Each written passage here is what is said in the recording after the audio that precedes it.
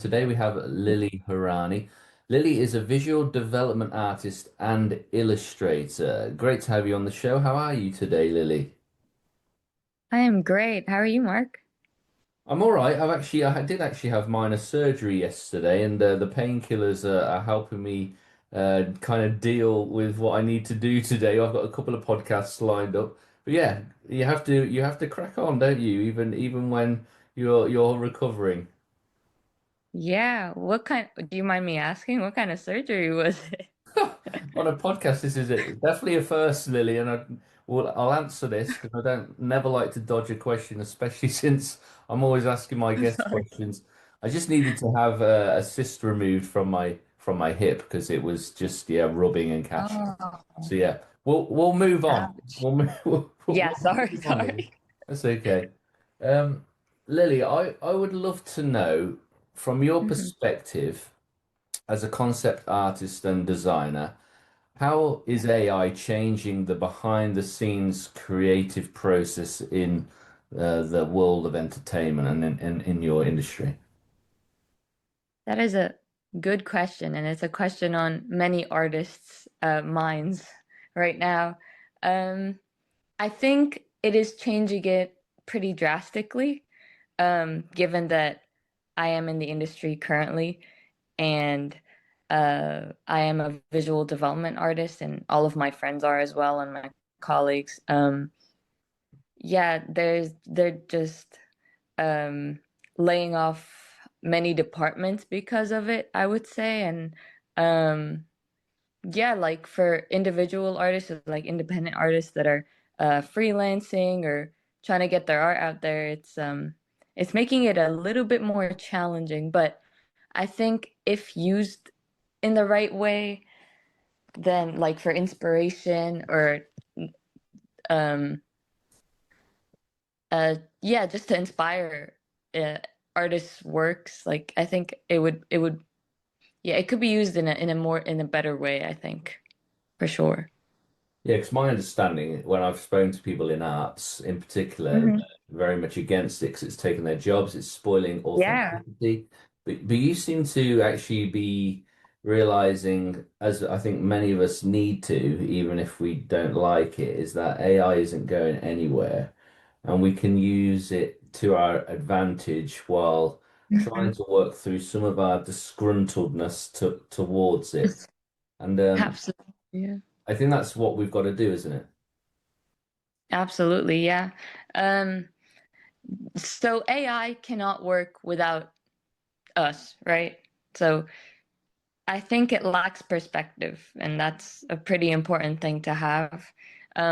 I've heard this one director, I believe, I can't remember who it was, but he said that if everyone was working on AI and you tell it to make the best possible movie ever, it will get perfected to a point where it will, like, every single AI system will make the same exact movie because it's perfect. This is like the perfect movie. But if you tell like Guillermo del Toro or like Christopher Nolan, each of them, make your best movie, they're gonna look completely different. So yeah, it lacks a point of view and it lacks perspective without the human touch, right? Yeah, and obviously, even from myself, who doesn't use it day in, day out, but I do use it, for me, it Hmm. only really comes into its own when you feed it the right things. It's otherwise it is limited, but it needs that personal perspective, and Hmm. it needs you to kind of tell it what it is specifically that you want from it. Absolutely. Yeah, exactly. It's Now, all about the Lily, prompts. sorry, say that again. It's all about the prompts, the Exactly. right prompts. Now, Lily, I'd love to know what's inspired you about your new children's book, Bird Callers, and how does technology or AI intersect with the themes in storytelling? Yeah, that's a great question. So, bird callers is actually, so let me start with this. I'm originally from Jordan. Mhm. So, and I've lived in three different continents and three different countries. So many different cultures and traditions and all of that. And it's about two children from different tribes that are bird callers. And I was interested in this because I saw a video of this tribe right outside, like the outskirts of Istanbul, and they still use bird calling to communicate with neighboring villages and tribes. And it was very interesting to me because they don't have, any technology actually, or any phones or computers or anything like that. So it's their only kind of form of communicating to people outside of their own community. And um, yeah, and that's what the book is about two kids from two different tribes that try to communicate with each other. But the thing is, their tribes don't like each other. They're rivals, kind of. So yeah, it's a very interesting story about friendship and getting up when it gets hard and yeah, beating the odds, kind of. So And then it sounds like a real interesting book that obviously resonates with some of your own journey. How yeah. does then technology and AI intersect with this? So uh AI, I wouldn't say that really utilized AI for this particular book because it is my kind of personal project and I really wanted to pour my heart and soul into it and my own personal experiences. Um, I like used AI briefly for like some inspirational photos, like if I wanted to, for example, create a, a like prop or um, I would probably and it would come up with and then look at actual like authentic photos of whistles, for example, and then I would try to come up creatively with an original, concept. Yeah. I would love to know, what do you think audiences are often missing about how technology supports the unseen artists in your industry, whether it's UFX teams or designers? What do you feel like people are missing? Mhm. Hmm. That's a that's a very hard question. So, what do I think artists any from any industry? So like designers generally, like concept artists specifically, or UI UX designers, or what? All of them. Well, it's more about what do you think audiences, so people, what do you think people are missing about how technology supports the Oh, unseen artists? oh, sorry, my bad. It was cutting out a bit. Okay. I think honestly, right now, originality. I'm not gonna lie. I think especially when everything kind of is very cookie cutter, looks the same, especially when you look at all of these big studios that you want to apply to and work at as an artist, like Pixar, DreamWorks, all of these studios, they kind of looking very cookie cutter right now, like very similar character development, very similar like character designs, prop designs, like environments. Um, they're trying to be, they're trying to appeal to a certain audience and um it works. It does work, but it does lack originality. Like give me something different. Mm. As you Something we've prepare, never seen before. yeah, I think that's always the concern with AI and technology. It needs to be something that is still highly Hmm. authentic and original, because the more it becomes accessible, it blows my mind. Like even for kids that have exams, like to do coursework, can just use like ChatGPT to write a whole story where, that's like, how do you measure that, engage that people understand, or have they just found a way to be able to do their homework, but then when it comes to the exam, maybe doing and having discrepancies between the Hmm. two. Yeah, but I think we have to keep looking for the positives. As you prepare for both bird callers and your art exhibition, Hmm. How are you experimenting with technology to maybe expand the way your stories reach and connect with people? That's a good question. I've always been kind of a technology fan, I would say, like experimenting with 3D programs and 2D programs. Like I would use Procreate and Blender and Procreate Dreams and try to mix all three and try to do traditional work and then scan it in and all of that. So I think it's very vital when it comes to experimentation. Like a long time ago, they didn't have all of these equipment. Like 2D artists would just, do flip books, like you use paper, watercolor, and that was their form of experimenting.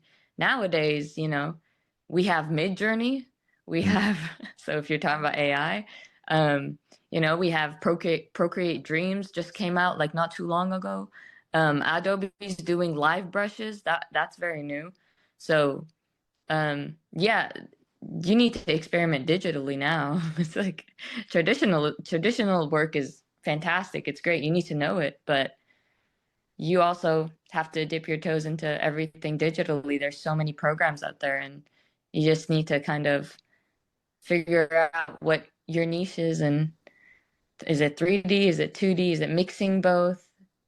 Yeah, you can come up, that's how you come up with original things, I think, things that look different that people haven't seen before. Mm. So, yeah. And then into the future, how do you see AI shaping the opportunities and challenges for future storytellers in your industry, especially if people are a little adverse and not happy about it? Mm. Artists are not, especially artists in the visual development industry right now, they're very not happy about it. They're having against AI campaigns, and if it's on Instagram and it says, "Oh, done with AI," they're very against it.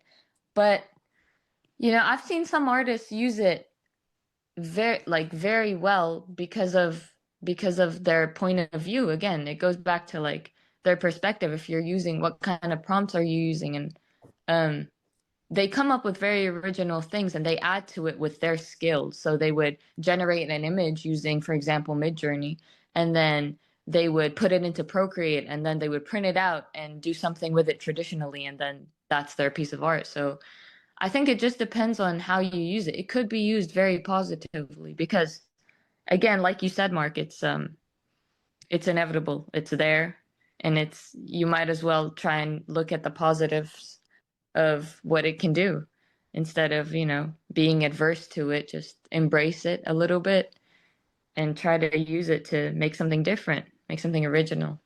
But obviously don't it's the not nice part is the copyrights. Like if it's, what does AI use? It's using other artists' work, right? And that's something you don't want to, you don't want to steal somebody's work. You want to be inspired by it. You don't want to necessarily like take it. I mean, I do feel, and I do see the concerns for artists because just Mm. full disclosure, I cannot draw. I am terrible. Like if you saw a drawing of mine, right, you'd think that I'd drawn it with my foot.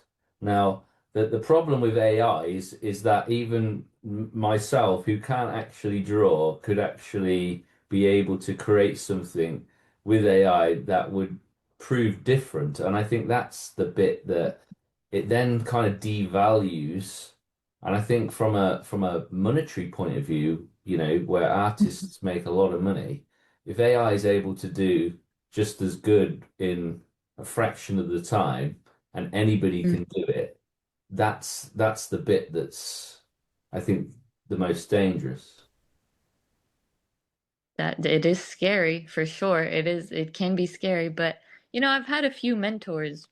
And like for example, John Navarez, he was a great mentor of mine, and he's worked on incredible. He's a storyboard artist, so that's the thing with storyboard artists. You talk to them, and they're not very concerned about AI because I don't know if you've ever seen the work of a storyboard artist. They basically create the little messy thumbnails of a film or a movie before it actually comes out. And it's very messy and it's very not AI perfect cookie cutter like.